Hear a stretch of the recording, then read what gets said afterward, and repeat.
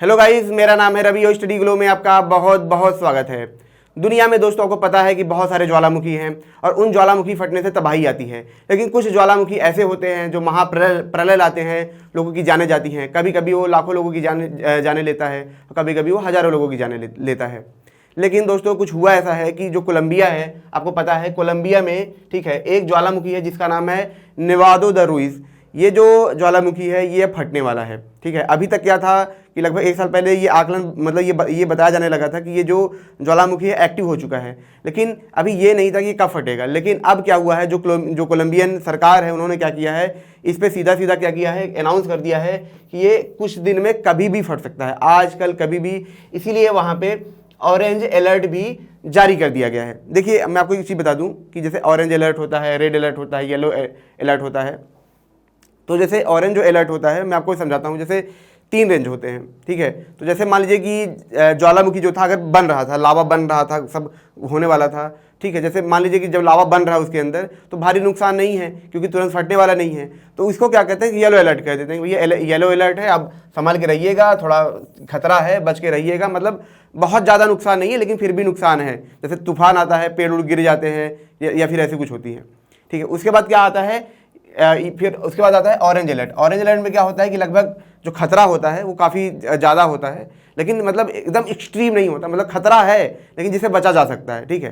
तो इसमें क्या होता है, ऑरेंज अलर्ट जारी कर दिया। जैसे इसमें ऑरेंज अलर्ट इसलिए जारी किया गया है क्योंकि उनको पता है जो नेवादो द रुइज ज्वालामुखी है, अगर हम पहले से बता देंगे, इसकी जाँच की जा सकती है कि फटने वाला है या नहीं है, तो लोग उसके आसपास के लोग हट जाएंगे और लोगों को खतरा नहीं होगा, ठीक है। और वहीं पे जब रेड अलर्ट की बात आती है तो रेड अलर्ट ऐसा है कि भैया बहुत खतरा है, जैसे बम फटने वाला हो, कहीं भी बम फट सकता है, भैया रेड अलर्ट, भैया बच के रहिए, कहीं भी कुछ हो सकता है। तो एकदम एक्सट्रीम लेवल पे क्या होता है, ये सब चीज़ें को दिखाया जाता है। अगर एक्सट्रीम लेवल है तभी ये चीज़ें बताई जाती हैं। तो वहीं पे जो नेवादो द रुइज ज्वालामुखी है उसमें भी येलो अलर्ट जारी किया गया है। जो कोलंबियन सरकार है, ठीक है, वहाँ के प्रेसिडेंट है, उन्होंने क्या अनाउंस किया, उन्होंने बोला कि ज्वालामुखी फटने वाला है, ठीक है। लेकिन ये ज्वालामुखी फटने वाला क्यों है, देखिए ये कहाँ पे है, काल्डास और तोलिमिया के पास में ये है, ठीक है। ये वहीं पे फटने वाला है, लेकिन ये क्यों फटने वाला है, इतिहास समझते फिर आप समझेंगे, ठीक है। देखिए दुनिया के जो 2 सबसे बड़े ज्वालामुखी थे, ठीक है, जो फटे थे, ठीक है, वो कब फटा था, इंडोनेशिया में फटा था 1883 में, इसका नाम था क्राकोटोवा। और दूसरा जो था इटली में 70 AD में फटा था, वेसुवियस नाम है। तो ये जो 2 ज्वालामुखी थे, जब ये फटे थे तो इन्होंने क्या किया था, अपने आसपास के बहुत सारे लोगों की जान ले ली थी। मतलब बहुत भारी भरकम तबाही आई थी, क्योंकि ये जो ज्वालामुखी थे ये कंपोजिट ज्वालामुखी थे। कंपोजिट ज्वालामुखी क्या होता है, देखिए जो सबसे हार्डेस्ट होता है, मतलब सबसे खतरनाक ज्वालामुखी जो होता है, इनमें कई सारे लेयर्स बने होते हैं, ठीक है। तो जब ये फटता है तो ये बहुत ज़्यादा तबाही लाता है क्योंकि सबसे खतरनाक टाइप के ज्वालामुखी होते हैं। तो ये जो कंपोजिट ज्वालामुखी थे, जैसे इंडोनेशिया में था, इटली में था, जब ये फटे तो बहुत सारे लोगों की जान गई। तो वैसे जो नेवादो द रुइज है सेम इसी कैटेगरी में आता है, उसकी साइज भी इसी कैटेगरी में है, उसका जो देखने के लिए मिल रहा है सारा स्ट्रक्चर उसी कैटेगरी में आ रहा है। इसीलिए जो वहाँ की गवर्नमेंट है ये उस पर जारी कर रही है। मैं आपको एक चीज़ और बता दूं कि इंडोनेशिया में जो है, ठीक है, सबसे ज़्यादा जो ज्वालामुखी फटते हैं, क्योंकि यहाँ पे सबसे ज़्यादा एक्टिव ज्वालामुखी है। लेकिन अब आप पूछेंगे सर कितने लोग मर सकते हैं, तो वहाँ की जो सरकार है उन्होंने कहा था कि अगर ये ज्वालामुखी फटता है और लोग सतर्क नहीं होते हैं तो लगभग 25,000 लोग, ठीक है, कितना 25,000 लोग क्या होंगे, मर जाएंगे, उसकी चपेट में आ जाएंगे, ठीक है। तो ये एक वहाँ पर सबसे बड़ी समस्या है। वहीं पर, ठीक है, जैसा कि मैंने आपको बताया कि जो नेवादो द रुइज है, ठीक है, इससे क्या होगा, 25,000 लोग मरेंगे। लेकिन मैं आपको बता दूं कि ये एक बार फटा था 1985 में, तो उसमें क्या हुआ था कि 25,000 लोगों की जान गई थी। इसी के तहत गवर्नमेंट कह रही भैया कि हाँ खतरा है, लेकिन जान कैसे गई थी मैं आपको समझा देता हूँ कि जब ये फटा, ठीक है, जैसे फटा तो वहाँ टेम्परेचर बढ़ गया, तो वहाँ के जो बर्फ़ थे, ठीक है, वो पिघल गए।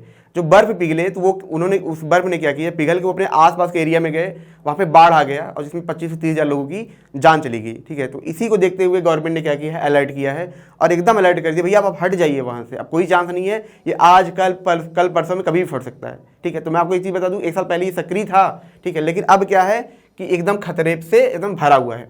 वहीं पर जो सबसे ज़्यादा, मैंने आपको क्या बताया था, जो सबसे ज़्यादा ज्वालामुखी कहाँ पर है, इंडोनेशिया में है, ठीक है। अगर इंडोनेशिया का इतिहास देखेंगे तो यहाँ पर लगभग पूरी, मतलब देखिए दुनिया में लगभग 1500 एक्टिव यानी सक्रिय ज्वालामुखी हैं, ठीक है। तो दुनिया के जो सबसे सक्रिय यानी एक्टिव जो ज्वालामुखी इंडोनेशिया में है, ठीक है, यहाँ पर कितने हैं, ठीक है, 121 ज्वालामुखी है, जिसमें से 74 ज्वालामुखी सन 1800 से सक्रिय हैं, मतलब आज से लगभग 200 साल से ये लगातार सक्रिय है।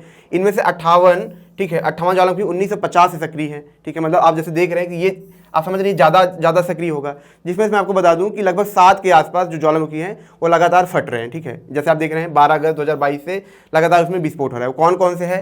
क्राकटाऊ है, ठीक है, मेरापी है, लेवोटोक है, ठीक है, कारांगेटांग है, सेमेरू है, ईबू है, डुकानो है, ठीक है।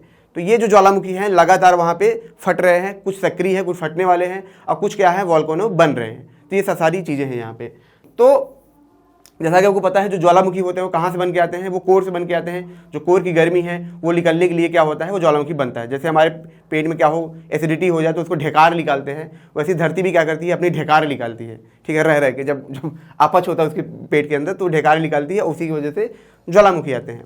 तो दोस्तों जैसा कि हमने देखा कि इंडोनेशिया में कैसे, ठीक है, 25,000 लोगों की जान जा सकती है, ठीक है। सोचिए ज़रा टेक्नोलॉजी ना हो तो लोगों को पता ही ना चले और लोगों की ऐसी मौत होती रहे।